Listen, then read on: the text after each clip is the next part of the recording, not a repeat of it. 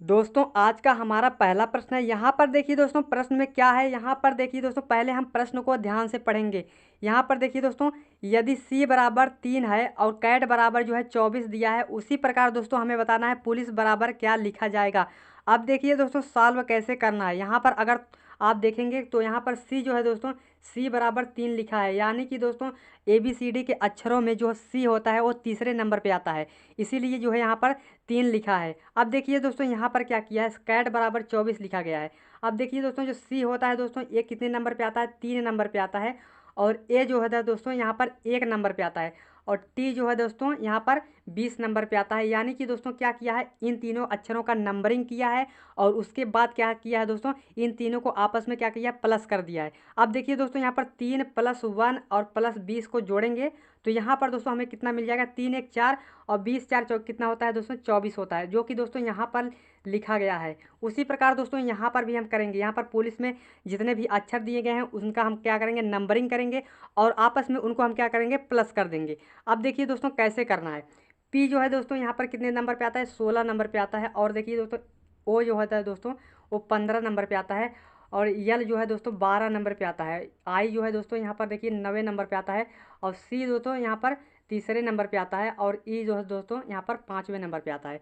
यानी कि दोस्तों हमने क्या किया कि यहाँ पर जो है अक्षरों का नंबरिंग किया। यहाँ पर देखिए दोस्तों अब क्या करेंगे, हम इनको आपस में प्लस कर देंगे। अब देखिए 15 + 16 + 15 करेंगे तो कितना हो जाएगा दोस्तों, 31 हो जाएगा। और 31 में दोस्तों जब हम 12 ऐड कर देते हैं तो दोस्तों यहाँ पर 43 हो जाता है। और 43 में दोस्तों हम 9 को प्लस करेंगे तो यहाँ पर दोस्तों कितना हो जाएगा, 43 में जब हम 9 को प्लस करेंगे तो यहाँ पर हमें 52 प्राप्त हो जाएगा। और 52 में हम +3 कर देते हैं दोस्तों तो कितना हो जाएगा, 52 में +3 करेंगे तो 55 हो जाएगा। और 55 में दोस्तों +5 कर देंगे तो 60 हो जाएगा। तो यहाँ पर दोस्तों इन अक्षरों को यानी कि नंबरिंग करके हमने क्या किया, इनका आपस में प्लस करने पर हमें कितना प्राप्त हो रहा है, 60 प्राप्त हो रहा है, जो कि दोस्तों ऑप्शन नंबर ए में दिया गया है। इसलिए दोस्तों आपका जो राइट आंसर हो जाएगा वो ऑप्शन नंबर ए आपका राइट आंसर हो जाएगा। दूसरा प्रश्न है दोस्तों, यहाँ पर देखिए दोस्तों नीचे दिए गए प्रश्नों में संबंधित शब्द को चुनिए। तो यहाँ पर दोस्तों हमें ये बताना है क्वेश्चन मार्क जगह कौन सा शब्द भरा जाएगा। पहले दोस्तों हम क्या करेंगे, क्वेश्चन को ध्यान से देखेंगे। अब देखिए दोस्तों कुत्ता से का संबंध जिस प्रकार जलातंक से है, उसी प्रकार हमें बताना है कि मच्छर का संबंध किससे होगा। अब देखिए दोस्तों यहाँ पर सॉल्व कैसे करना है। यहाँ पर दोस्तों कुत्ता के काटने से कौन सा रोग होता है, जलातंक रोग होता है। उसी प्रकार आपको पता ही होगा कि मच्छर के काटने से कौन सा रोग होता है। तो मच्छर के काटने से कौन सा रोग होता है दोस्तों, वो होता है मलेरिया रोग होता है। तो मलेरिया दोस्तों किस ऑप्शन में देखने को मिल रहा है, ऑप्शन नंबर सी आपका राइट आंसर हो जाएगा। तो दोस्तों तीसरा प्रश्न है। यहाँ पर देखिए दोस्तों निम्नलिखित प्रश्नों में दिए गए विकल्पों में से प्रश्न चिन्ह के स्थान पर आने वाली संख्या का चयन करें। यहाँ पर दोस्तों एक सीरीज दिया गया है और यहाँ पर क्वेश्चन मार्क जगह हमें बताना है कि यहाँ पर क्वेश्चन मार्क जगह कौन सी संख्या आएगी। अब देखिए दोस्तों यहाँ पर करना क्या है कि यहाँ पर दोस्तों 15 से 17 हो गया यानी कि +2 हुआ है। उसके बाद 17 से 20 हो गया यानी कि +3 हुआ है। उसके बाद दोस्तों यहाँ पर 20 से 22 हो गया, +2 किया है। उसके बाद दोस्तों यहाँ पर 22 से 27 यानी कि कितना है, +5 कर दिया है। उसके बाद 27 2 29 यानी कि +2 कर दिया है। उसके बाद देखिए दोस्तों यहाँ पर एक सीरीज बन गया है कि +2 किया, +3 किया, +2 किया, +5 किया, उसके बाद फिर +2 किया। यानी कि दोस्तों इस अंतर के आधार पर हमें यहाँ पर क्वेश्चन सॉल्व करने का कोई तरीका नहीं मिल रहा है, तो हम कोई दूसरा तरीका लगाएंगे क्वेश्चन को सॉल्व करने का। अब देखिए यहाँ पर क्या करना है कि यहाँ पर एक एक अक्षरों का हम गैप करेंगे। अब देखिए दोस्तों यहाँ पर 15 से यहाँ पर 20 करेंगे तो यहाँ पर 15 प्लस क्या हो गया, 5 हो गया है। अब देखिए 20 से क्या हो गया, 27 हो गया, यानी कि प्लस क्या करिए 7 हो गया है। उसके बाद दोस्तों यहाँ पर हमें बताना है, लेकिन दोस्तों यहाँ पर हम इसको भी चेक करेंगे। यहाँ पर 17 से लेंगे, 17 5 क्या हो गया दोस्तों, +5 करेंगे तो यहाँ पर 17 + 5 करेंगे तो 22 हो जाएगा। और 22 में जो है दोस्तों यहाँ पर 22 से 29 हो गया, यानी कि यहाँ पर +7 कर दिया जैसे नीचे किया है। नीचे क्या किया है दोस्तों, यहाँ पर देखिए दोस्तों यहाँ पर 7 किया है, यहाँ पर 7 किया है, यानी कि +5 किया फिर +7 किया। अब देखिए यहाँ पर 29 में क्या है, 29 से 38 हो गया, यानी कि प्लस क्या कर दिया है, 9 कर दिया है। यानी कि दोस्तों यहाँ पर सीरीज क्या चल रहा है कि यहाँ पर पहले 5 किया है, उसके बाद 7 किया है, उसके बाद 9 किया है। तो हमने क्या किया है, नीचे पहले हमने 5 किया फिर +7 कर दिए हैं। उसके बाद दोस्तों यहाँ पर 27 में हम दोस्तों क्या जोड़ेंगे, 9 प्लस करेंगे तो कितना हो जाएगा दोस्तों, 27 में 9 प्लस करेंगे तो 36 हो जाएगा। तो 36 दोस्तों यहाँ पर जब हम 27 में यहाँ पर +9 कर देंगे दोस्तों तो यहाँ पर 36 हो जाएगा। और 36 यहाँ पर क्वेश्चन मार्क जगह भरा जाएगा। तो 36 दोस्तों किस ऑप्शन में देखने को मिल रहा है, तो ऑप्शन नंबर ए में देखने को मिल रहा है। इसलिए जो आपका सही जवाब हो जाएगा तो ऑप्शन नंबर ए आपका राइट आंसर हो जाएगा। दोस्तों चौथा प्रश्न देखिए, चौथे प्रश्न में क्या है दोस्तों, नीचे दिए गए प्रश्न में संबंधित संख्या को चुनिए। दोस्तों यहाँ पर हमें एक यहाँ पर देखिए 215 का संबंध जिस प्रकार 6 से है, उसी प्रकार दोस्तों हमें ये बताना है कि 124 का संबंध किस संख्या से होगा। अब देखिए दोस्तों, अगर आप थोड़ा दिमाग लगाएंगे तो आपको क्वेश्चन समझ में आने लगेगा। यहाँ पर दोस्तों देखिए, जिस प्रकार अगर यहाँ पर 6 का हम क्या करते हैं, क्यूब कर देते हैं। 6 का क्यूब कितना होता है दोस्तों, 216 होता है। 216 में दोस्तों 1 माइनस कर देते हैं तो 215 हो जाएगा। 215 दोस्तों यहाँ पर लिखा गया है। उसी प्रकार दोस्तों यहाँ पर देखिए 124 दिया है, तो 5 का जब हम क्यूब करते हैं तो 125 होता है। यहाँ पर 5 का क्यूब करेंगे दोस्तों कितना हो जाएगा, 125 हो जाएगा। और 125 में -1 कर देते हैं तो यहाँ पर दोस्तों क्या प्राप्त होता है, 124 हमें मिल जाता है, जो कि यहाँ पर लिखा गया है। तो दोस्तों हमें क्वेश्चन मार्क की जो वैल्यू पता चली वो 5 है। यहाँ पर अगर हम 5 का क्यूब करते हैं तो, और 5 का क्यूब में से -1 कर देते हैं तो यहाँ पर दिया गया है 124। तो उसी प्रकार दोस्तों यहाँ पर हमें बताना है। तो ऑप्शन नंबर डी में दिया हुआ है 5 आपका राइट आंसर हो जाएगा। तो दोस्तों यहाँ पांचवा प्रश्न है। देखिए दोस्तों, पांचवें प्रश्न में क्या है, निम्नलिखित प्रश्नों में दिए गए विकल्पों में से प्रश्न चिन्ह के स्थान पर आने वाली संख्या को चुनिए। दोस्तों हमें ये बताना है कि यहाँ पर जो है दोस्तों प्रश्नवाचक की जगह कौन सी संख्या भरी जाएगी। अब देखिए दोस्तों, यहाँ पर हम कैसे लॉजिक लगाएंगे। या तो दोस्तों हम जब सबसे पहले दोस्तों मिसिंग नंबर के क्वेश्चन को सॉल्व करने के लिए सबसे आसान तरीका मैंने आपको बताया था कि जिस तरफ बड़ी संख्याएं होती हैं क्वेश्चन को पहले हम उसी तरफ से सॉल्व करते हैं। तो यहाँ पर देखिए दोस्तों 4, 2 और यहाँ पर 8 दिया गया है। उसी प्रकार देखिए दोस्तों यहाँ पर 8, 12, 3 दे दिया गया, यानी कि दोस्तों यहाँ पर बड़ी संख्या का हमें कोई पता नहीं चल रहा है, क्योंकि बड़ी संख्या दोस्तों यहाँ पर है और यहाँ पर दूसरे में यहाँ पर है। अब देखिए यहाँ पर तीसरे में यहाँ पर दिया गया और हमें बताना है क्वेश्चन मार्क की जगह। तो यहाँ पर हम इस आधार पर हम क्वेश्चन को सॉल्व नहीं कर पाएंगे। अब देखिए दोस्तों हम क्या करेंगे, अगर दोस्तों यहाँ पर देखिए दोस्तों अगर 4 का गुणा हम 2 से कर देते हैं, 4 गुणे 2 करेंगे तो 4 दूनी 8 हो जाएगा, जो कि यहाँ पर लिखा गया है। अब देखिए दोस्तों अगर हम क्या करेंगे, 8 और गुणा 12 कर देंगे तो 12 8 कितना होता है, 96 होता है। लेकिन दोस्तों यहाँ पर 3 दिया गया है तो हम इस आधार पर क्वेश्चन को सॉल्व नहीं कर पाएंगे। अब कोई दूसरा तरीका लगाएंगे दोस्तों। अब देखिए दोस्तों कैसे तरीका लगाएंगे, यहाँ पर देखिए दोस्तों अगर आप इन तीनों संख्याओं को आपस में प्लस कर देते हैं, यानी कि 4 और 8 को जोड़ेंगे तो 8 4 12 होता है और 12 4 कितना होता है, 16 होता है। यानी कि इन तीनों संख्याओं को जोड़ने पर क्या हो रहा है, 16 प्राप्त हो रहा है। उसी प्रकार दोस्तों इनको भी हम जोड़ेंगे। अब देखिए 12 2 कितना होता है दोस्तों, 14 होता है और 14 में 2 + 2 करेंगे तो यहाँ पर 16 हो जाएगा। यानी कि दोस्तों यहाँ पर हमें क्या मिल रहा है कि इन तीनों संख्याओं को जोड़ रहे हैं तो हमें 16 प्राप्त हो रहा है। इनको हम जोड़े तो यहाँ पर हमें क्या मिला, 16 मिला।